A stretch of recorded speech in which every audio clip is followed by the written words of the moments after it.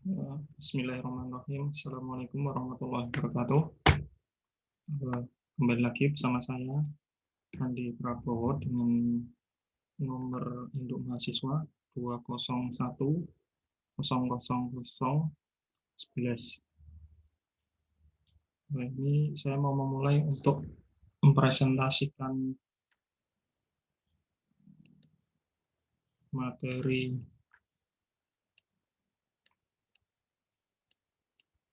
perencanaan struktur bawah permukaan, tapi ini untuk saya share PowerPoint as virtual background-nya ternyata tidak aktif.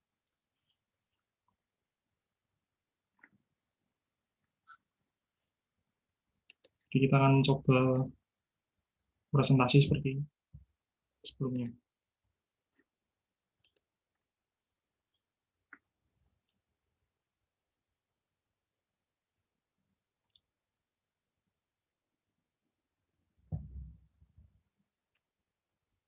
Struktur merupakan bagian-bagian yang membentuk bangunan. Struktur pada bangunan dapat diartikan sebagai tulang-tulang rangka pada badan manusia.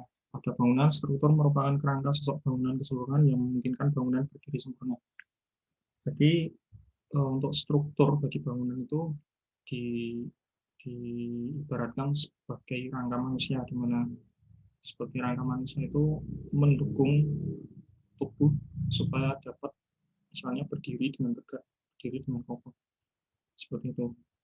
Dan struktur bangunan ini dikelompokkan ke dalam dua bagian, yaitu struktur pemikul dan juga rangka bangunan. Untuk struktur pemikul ini meliputi pondasi dan segala perlengkapannya, dan juga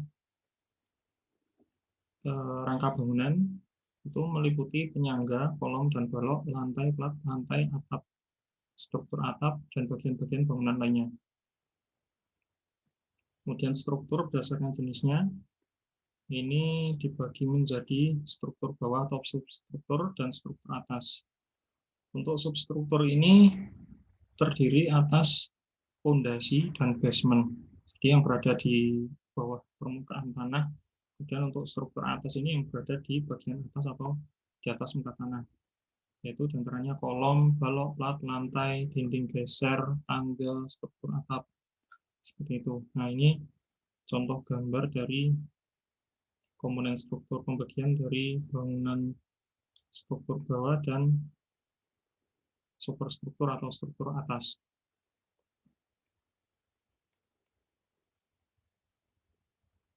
Kemudian pada pembahasan kali ini kita akan khususkan pada fondasi sebagai struktur bawah.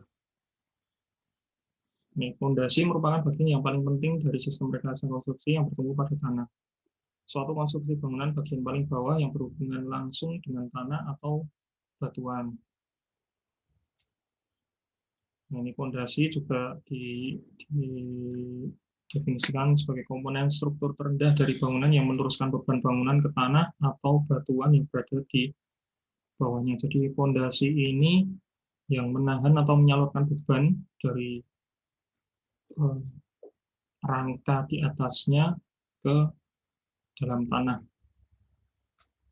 Jadi prinsip-prinsip fondasi yang perlu dipahami diantaranya satu, seperti tadi disampaikan bahwa karena fondasi ini menyalurkan beban ke tanah, maka fondasi itu harus sampai ke tanah yang keras.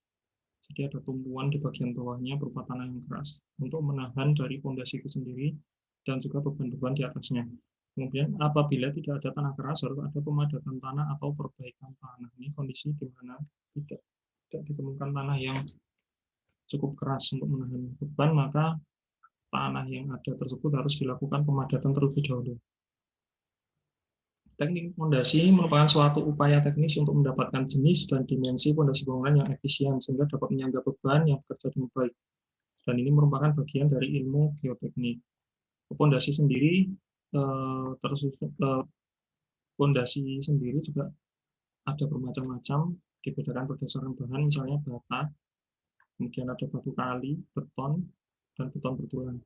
Untuk bata, ini penjelasannya kurang ideal sebab bahan lunak dan berporeus digunakan untuk pembebanan yang ringan atau bangunan sementara. Sebaiknya tidak pada lapisan tanah yang berair karena bata sendiri kan dibuat dari tanah liat. Sebenarnya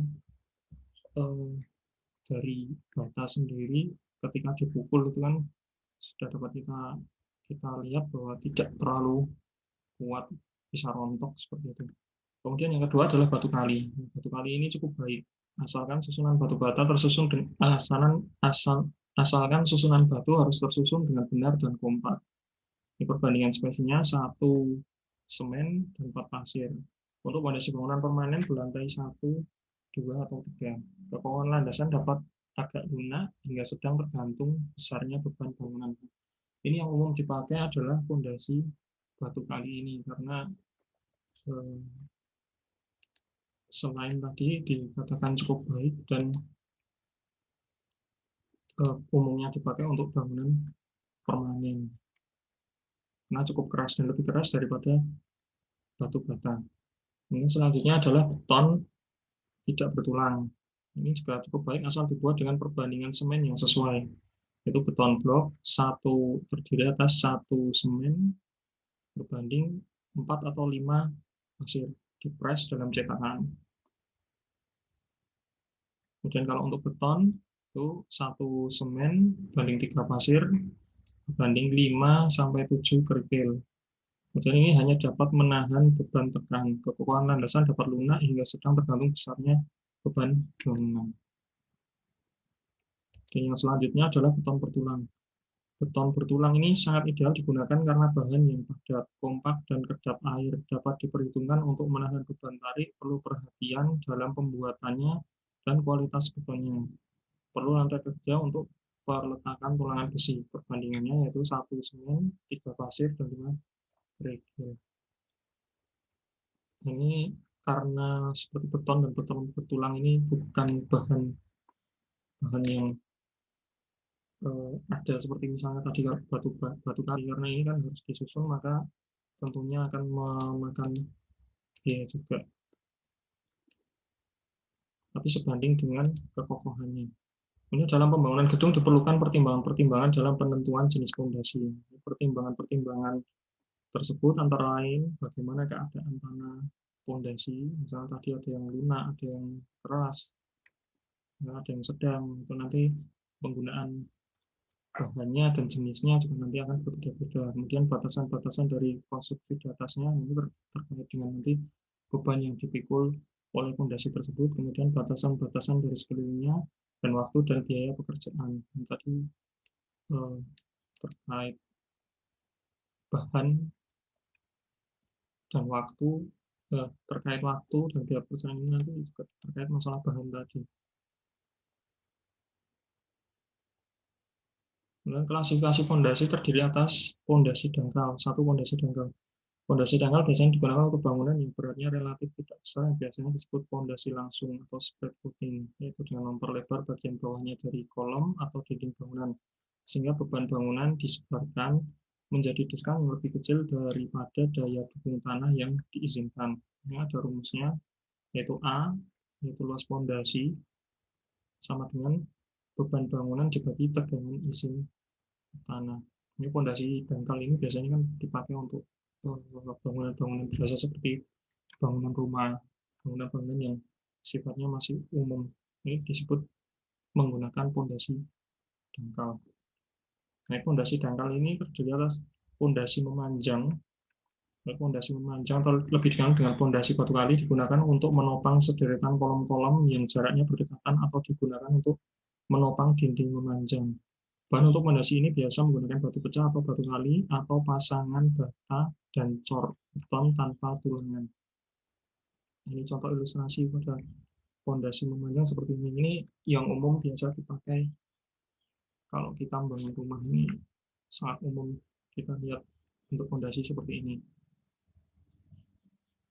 Kemudian ada jenis fondasi telapak. Fondasi telapak digunakan sebagai tumpuan kolom yang berdiri sendiri. Fondasi ini terbuat dari beton bertulang yang dibentuk menyerupai papan atau telapak dan memiliki ketebalan tertentu. Untuk bangunan bertingkat, fondasi telapak cocok untuk diterapkan. Fondasi telapak gambarnya seperti ini. Perbedaannya dia menggunakan beton bertulang dan ini kan lebarnya lebih lebar karena untuk menahan beban seperti tadi disebutkan eh,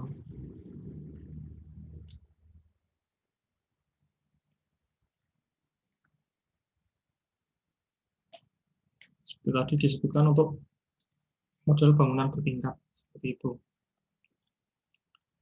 Kalau biasanya juga bisa dikombinasikan dengan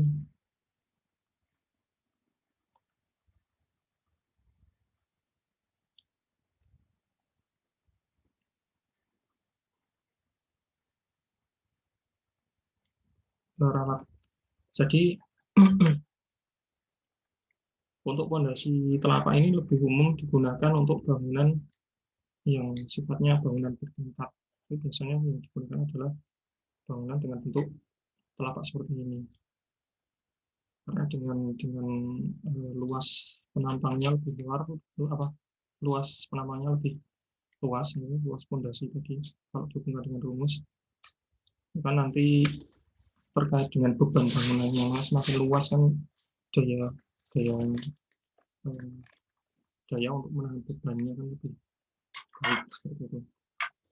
Kemudian fondasi rakit atau rough foundation. Fondasi rakit digunakan apabila suatu bangunan terletak pada tanah lunak atau pada tanah yang dirasa mempunyai daya tahan tanah rendah. Fondasi ini juga digunakan pada bangunan yang memiliki basement. Gambarnya seperti ini. Ada kolom kemudian menyatu seperti ini sebagai istilahnya sebagai rakit.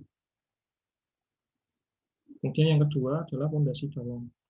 Fondasi dalam adalah fondasi yang biasanya dipasang pada kedalaman lebih dari 3 meter di bawah permukaan tanah. Fondasi dalam digunakan untuk mentransfer beban bangunan ke lapisan tanah yang lebih dalam sehingga mencapai lapisan tanah yang mampu mendukung beban struktur yang ada di atasnya. Ini terdiri dari fondasi sumuran atau pier foundation atau disebut kaison, diartikan sebagai fondasi yang tersusun atas pipa beton yang ditanam dalam tanah membentuk sumur, kemudian dicor di tempat menggunakan bahan batu belah dan beton sebagai isinya. Fondasi ini dapat diterapkan pada lahan-lahan konstruksi yang kedalaman lapisan tanah kerasnya berkisar 3-5 meter. Perbedaan antara fondasi sumuran dengan fondasi dangkal menurut nilai kedalaman DF dibagi lebarnya, yaitu untuk fondasi sumuran ini lebih besar daripada 4, untuk fondasi dangkal DF atau kedalaman dibagi lebar lagi lebih kecil sama dengan 1. Jadi ini untuk bangunan yang mungkin istilahnya lebih bisa dipakai untuk bangunan yang lebih tinggi atau istilahnya mungkin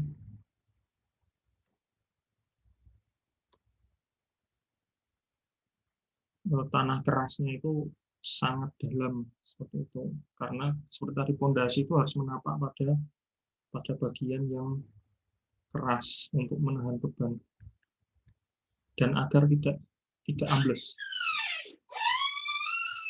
Nah, ini contoh ilustrasi dari fondasi sumuran adalah sebagai berikut. Kemudian fondasi tiang. Fondasi tiang digunakan untuk menopang bangunan jika permukaan tanah keras terletak sangat dalam. Jadi ini lebih dalam daripada yang tadi, maka digunakan jenis fondasi tiang. Fondasi tiang cocok diterangkan pada bangunan-bangunan tingkat tinggi yang dipengaruhi oleh gaya-gaya penggulingan akibat beban horizontal, dapat juga mendukung bangunan dalam menahan gaya atlet. Dalam pendesain fondasi tiang untuk suatu konstruksi mutlak diperlukan satu data tentang tanah dasar.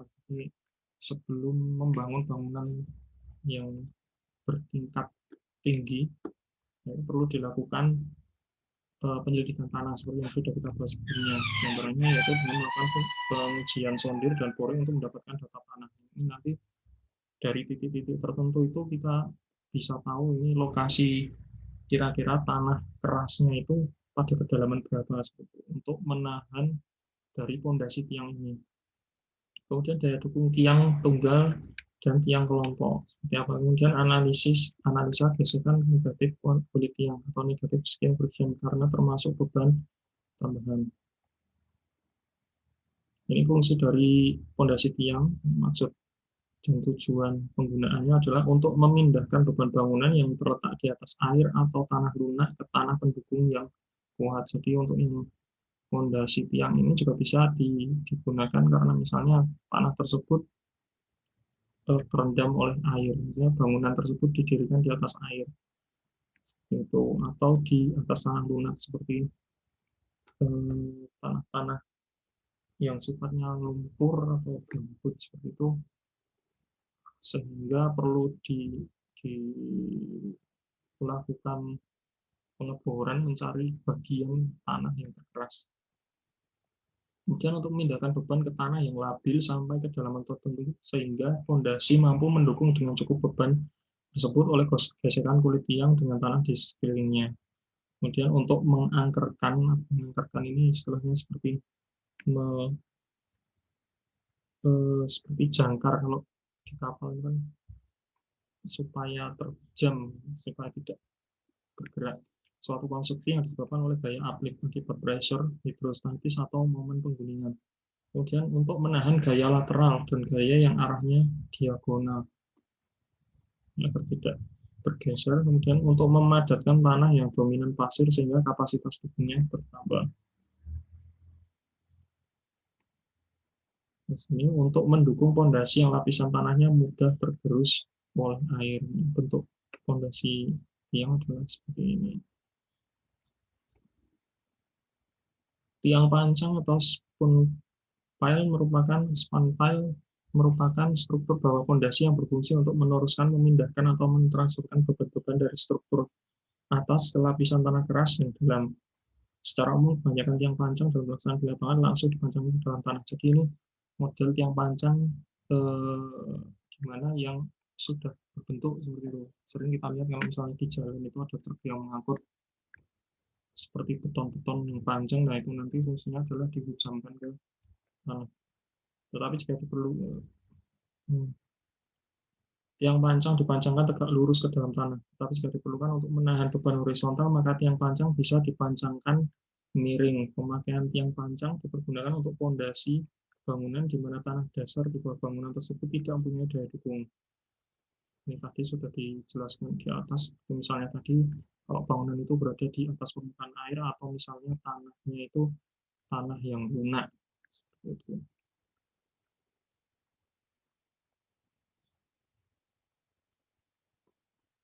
Kemudian macam tiang pancang berdasarkan cara pemindahan beban ada point bearing pile atau end bearing pile, yaitu tiang pancang dengan tahanan ujung yang meneruskan beban bangunan melalui ujung fondasi ke tanah keras. Yang kedua adalah friction pile. Friction pile adalah tiang pancang yang meneruskan beban bangunan ke tanah melalui gesekan kulit tiang atau skin friction dengan tanah di sekelilingnya. Tahap yang harus dilakukan dalam mengerjakan jenis fondasi ini yaitu penentuan titik lubang fondasi, pembuatan lubang fondasi, pembuatan dan perakitan tulangan fondasi dan pengukuran titik fondasi. Jadi ada jenis lain yaitu istilahnya bore pile, di mana setelah ditemukan titik sonder tadi itu kemudian dilakukan pengeboran sampai kedalaman tertentu ditemukan lapisan tanah keras untuk menopang fondasi. Ada jenis yang pancang itu disebut dengan bore pile. Setelah itu lubang pengeboran tadi dipasangkan seperti plat besi untuk menahan samping-samping dinding lubang itu supaya tidak rontok ke bawah. Nah itu dipasang plat besi sebagai istilahnya apa istilahnya seperti itu, besi plat seperti plat besi itu untuk menahan dinding samping lubang itu supaya tidak rontok. Kemudian dimasukkan tulangan besi ke dalam, baru kemudian dicor dengan beton sampai nanti kering dan mengeras di dalam. Nah, itu adalah jenis yang pancang bore pile. Biasanya digunakan untuk bangunan-bangunan tingkat tinggi seperti kalau yang pernah saya temui itu seperti misalnya pembangunan jembatan atau bendungan itu menggunakan bore pile. Itu. Tulisan ini sumber referensinya yaitu modul fondasi penulis Isfandi tahun 2009 dari Fakultas Teknik Sipil UNPI. Kemudian ada modul SEB 03, pengetahuan teknik konstruksi. Ini diterbitkan oleh BPSDM, Departemen Pekerjaan Umum, di bagian Pusat Pembinaan Kompetensi dan Pelatihan Konstruksi. Kemudian untuk yang soft copy, sumber referensi soft copy yaitu dari www.akademia.edu dengan judul Bahan Ajar Fondasi. Kemudian ada juga jurnal dari eprim.omm.ac.id. Ini isinya bab 2 itu terkait daftar pusaka. Di sana banyak referensi-referensi terkait istilah-istilah fondasi seperti yang tadi dijelaskan. Mungkin cukup sekian yang bisa saya sampaikan. Ada kurang lebihnya mohon maaf, dan jelas pasti banyak kekurangannya karena posisi saya dalam hal ini masih tahap belajar juga. Jadi jika ada kekurangan mohon maaf. Semoga memberi manfaat. Assalamualaikum warahmatullahi wabarakatuh.